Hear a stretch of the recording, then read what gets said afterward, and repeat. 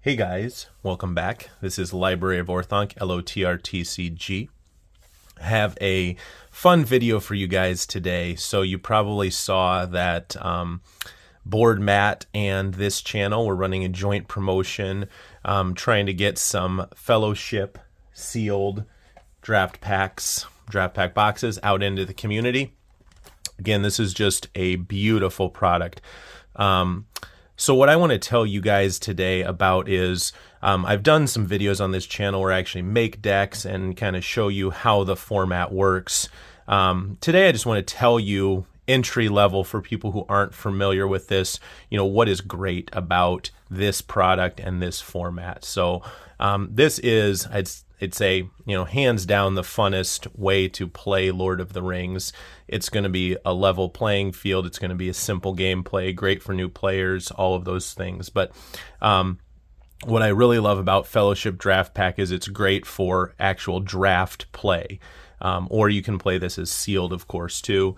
The difference, of course, draft, you pass your packs around and pick cards, versus sealed, you just keep a pool for yourself and don't pass. But either way, this works great for that.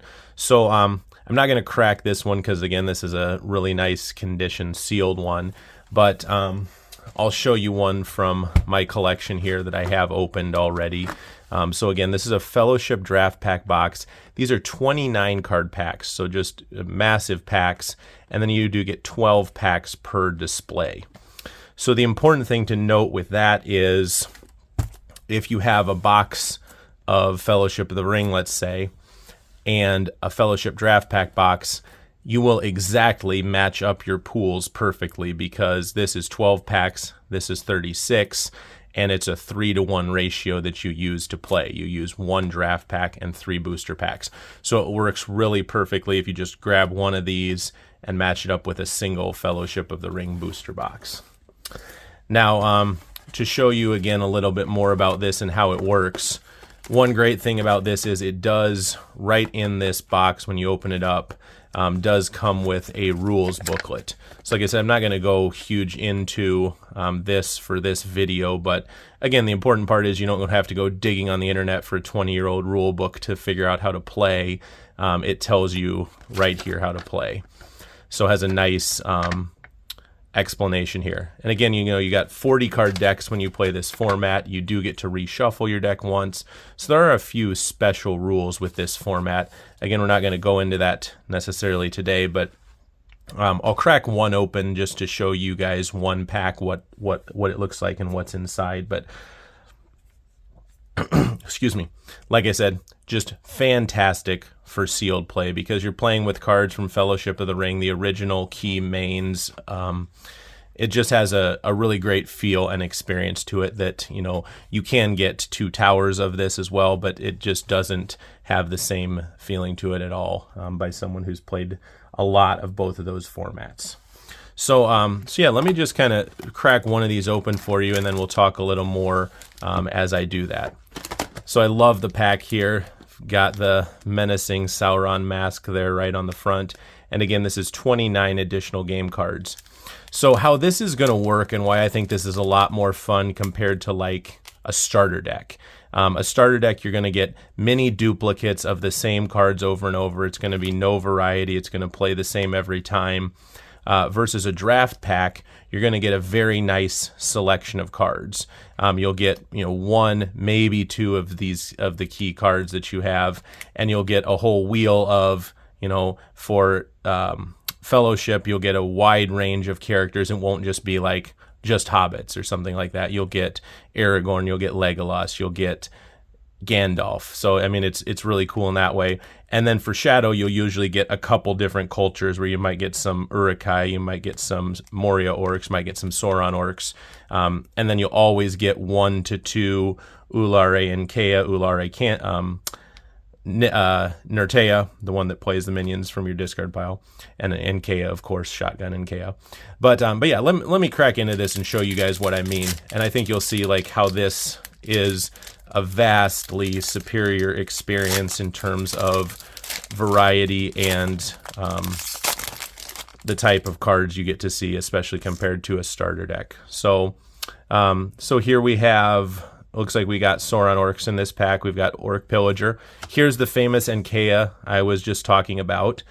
So that might have actually just been the very tail end of the Sauron Orcs, and now we're actually going to get different minions. But this is one other really cool thing about this. This is a reprint, so you don't see the first edition here. So obviously these Enkeas are in every pack where you either get an Enkea or a Nertea, but the rares, you get one single random Fellowship rare in one of these packs, and those are very rare to have the non-first edition ones. Again, that's more of a niche collector type thing. There are no foils in these packs, but even, you know, extremely rare, you get the non-first edition rare versions. I'll tell you when our rare comes up, but just wanted to point that out, of course, is that there's no first edition stamp on these. So there's our Enkea. Again, just playing a game, having a single Enkea, especially when you can reshuffle, it just makes the game feel a lot more legitimate than like playing with a starter deck.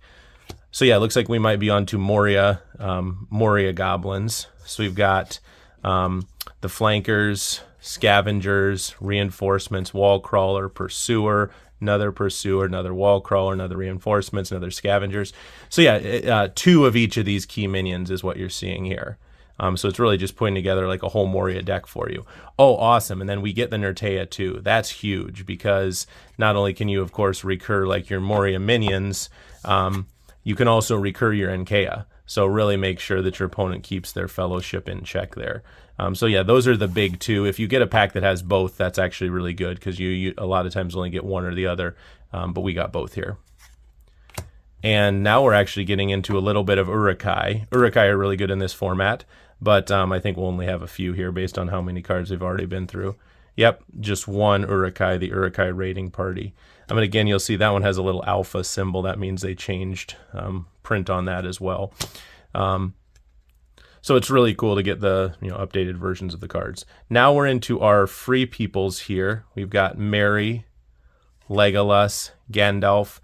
Oh, trust me as you once did. So the 2 decks you'll usually see as like the big main, so to say, is either going to be Gandalf with Trust Me. That's one pack you'll get.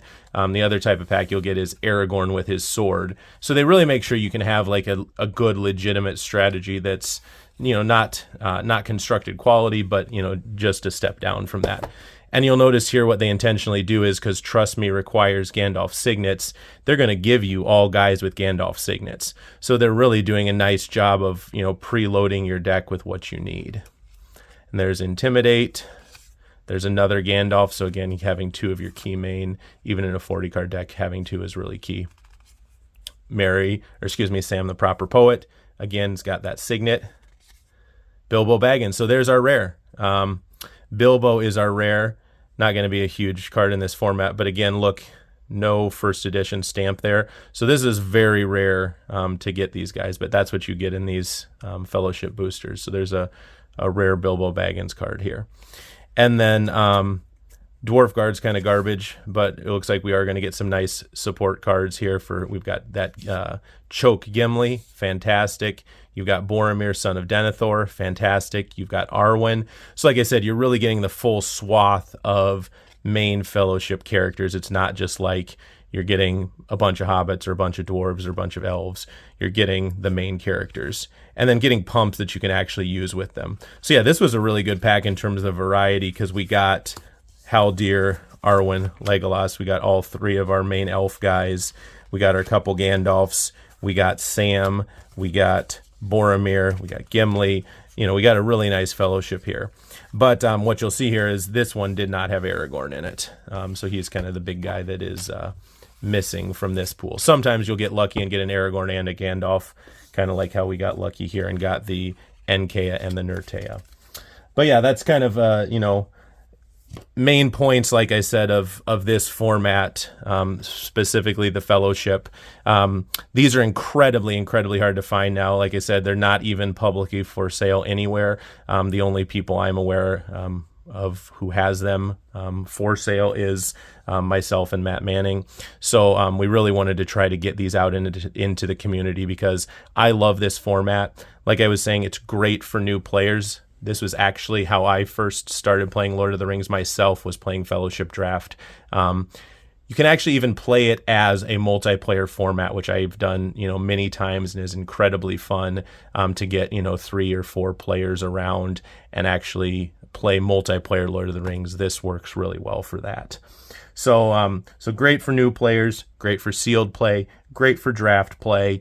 It's going to be a superior experience to the Two Towers draft pack. It's going to be a vastly superior experience to playing some sort of sealed game with a starter deck.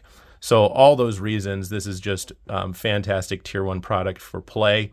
As far as collecting goes, like I said, also highly collectible just because of the rarity of it now. There's been so many of these opened that there is so few left in supply. And I don't know the print run numbers on this product, but I can tell you anecdotally, the numbers that I have on these products, here's that nice one I had, are very low. So like this one is 2,000. 2,273. I want to say that all the ones I've seen are in like the 5,000-ish range, as opposed to, let me grab that Fellowship box that I had earlier, as opposed to like a box of, Fellowship of the Ring, you're looking at 110,000 there. So, I mean, you're talking, difference-wise, look at the print runs here where we've got, 00 up front there, and you've got 100,000 there. So all that said, this is obviously a much more shorted printed product. And so to find these boxes, if you are a sealed collector or aspire to be a sealed collector, this is a great time to pick one of these up and just store it away for a rainy day. If you decide to ultimately play it, you're going to be thrilled with the experience. If you decide to keep it for your collection, you'll be happy to have a rare item too. And like I said, for the really niche collectors, even if you crack these open, it does have the really interesting rarities of, some of these cards that you cannot get without the first edition stamp.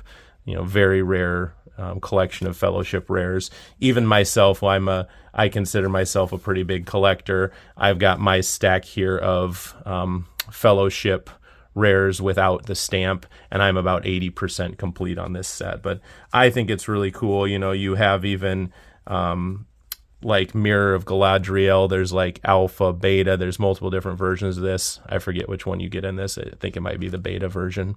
But the point is there's multiple reprints. Like here's a Legolas Greenleaf with no first edition stamp. So this is just going to be many, many times rarer than like a regular Legolas. But again, that's kind of, I'd say, probably more of a niche collecting thing. But it's just nice to know if you're, getting a rare box like this, that yes, it does have rare cards in it, even though it doesn't have rare foils. So all that being said, hopefully you guys enjoyed this. As you can tell, I have a lot of passion for this product. I have a lot of passion for this format.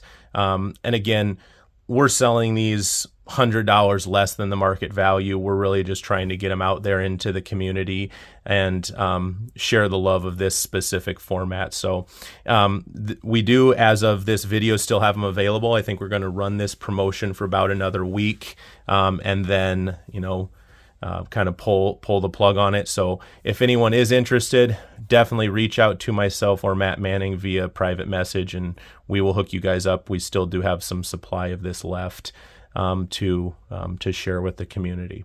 So any questions, guys, let me know. Feel free to comment on this video or hit me up via private message, and I'll be happy to share any experiences I have about this format. But as you can tell, I'm a huge fan of this format. It's my favorite way to play. It's the first way I learned to play, and it never gets old to this day, especially when you're getting to crack open, some Fellowship packs with it, which are always fun to see, what rares did you get? How did you get to add those to your deck? So yeah, I guess the one last thing to show you is if you are playing this format, I myself just have a little starter deck box loaded up. What you do need to bring is a Frodo and a ring to this format. So I have got, all my choices of Frodos. I've got my ring. So before you play, you pick a Frodo and a ring, and then you just have, some sights on hand too, because you make a sight deck too. So that's as easy. That's all you need to bring. And again, it gives it more of a feel in between like a starter deck and a constructed deck by you getting to pick your Fellowship. You get to play with the actual Frodo, the actual ring, and then 9 sights of your choosing. And then, combine that, of course, with your draft deck and the booster packs that you open. So hopefully that's a nice introduction to the format, you guys. Thanks for listening. Thanks for watching, and stay tuned for more videos.